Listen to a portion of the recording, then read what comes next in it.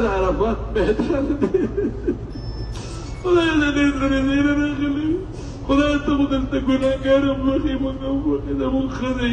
زموږ زامن لوڼه اولاد زموږ وروڼه خویندې د هغې اولاد دوستان ټول وبخښي خدای چې چا زموږ د دعا په تمه دي ته یې وبخښي زما بعضې نور دوستان دي او زامن یې نشته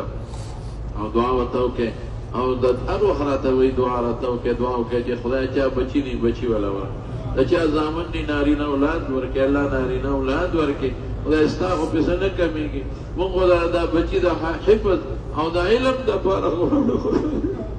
خدای زموږ په نوسان وسو کې حافظان عالمان پیدا الله د حاسدینو د حسد نه مو ساتي الله د شریانو د شر نه مو ساتي الله موږ د بد نظرو د بد نظرونو ساتي خدای د هر قسمه فتنهګرو د فتنو نه مو ساتي احلاهرینو د سحر نه مو ساتي یا الله که څوک موږ ته زموږ بچو ته زموږ عزت ته مال دولت ته سکیمونه او سازشونه جوړوي خدای موږ ته محفوظ کړي دا موږ ته حفاظت نصیب کړي او هغې ته هدایت نصیب کړي او که بې هدایت دی نو خدای په خپل قهر یې ووهي او موږ ته محفوظ کړي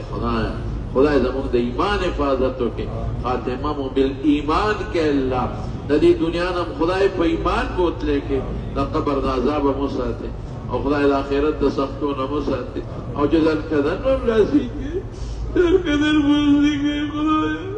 خدای زموږ نه هغه وخت څوک واشه چې ته رانه خوشحاله خدای ځنکدن د سختۍ نه مو ساتي د قبر د تیارو نه مو ساتي او د آخرت په لویه ورځ د حضور پاک مبارک د جنډې لاندې مو درولي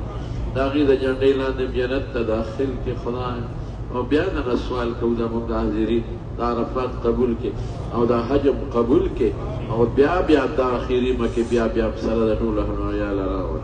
وصلى الله تعالى على خير خلقه محمد وآله وصحبه أجمعين لبيك اللهم لبيك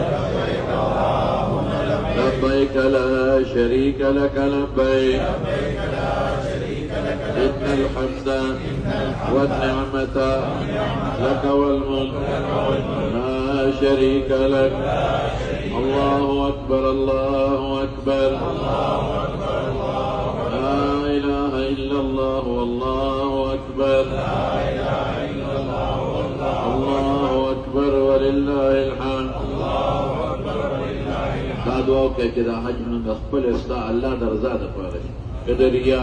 یا داسې د نمود بل د شهرت څه نیتونه راغلي شیطان دا وسوسې جي خدای هغه راته معاف کړي خدای دې دعاګانو کوم که زموږ نه څه ریاکارۍ راغلي خدای هغه ترې لرې کړي دا راله ټولې قبولې کړي عمل ستا د رضا دپاره دعاګانې او د عمل د خپلې رضا دپاره نصیب کړي ته پرې راضي شي برحمتک یا